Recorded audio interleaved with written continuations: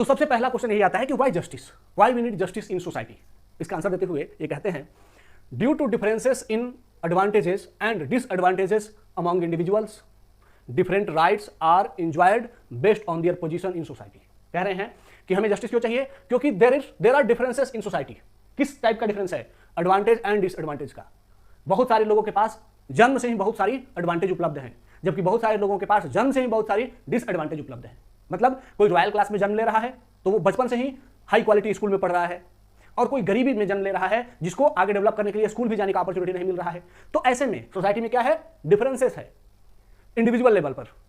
तो ये difference rights में भी दिखता है कि अगर आप हाई क्लास सोसाइटी में हैं तो आपको राइट्स मिलते हैं, लो क्लास सोसाइटी में है तो आपके पास राइट्स अवेलेबल नहीं है।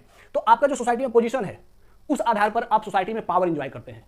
तो ऐसे में जो ऊपर के लोग हैं वो ज्यादा पावर एंजॉय करेंगे, जो नीचे के लोग हैं वो कम पावर एंजॉय करेंगे। तो यह क्या हो गया, इन एडुकेट सोसाइटी हो गया, इनइक्वालिटी वाला सोसाइटी हो गया। तो इसको क्या चाहिए, को इक्वालिटी चाहिए, जस्टिस चाहिए। इसीलिए ये कहते हैं कि जो सोसाइटी होती है caste, race, religion, gender, class, इन सब के आधार पर क्या होती है, डिवाइड होती है।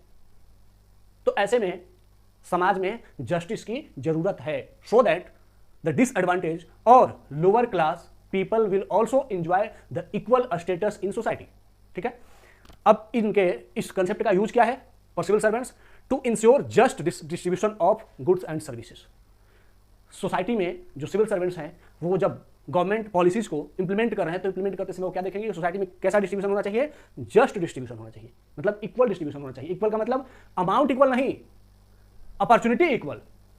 मतलब कि जो गरीब है उसको थोड़ा ज्यादा मिलना चाहिए, जो अमीर है उसको थोड़ा कम मिलना चाहिए, ताकि दोनों इक्वल लेवल प्लेइंग फील्ड पर एक समान आ सके। ठीक है।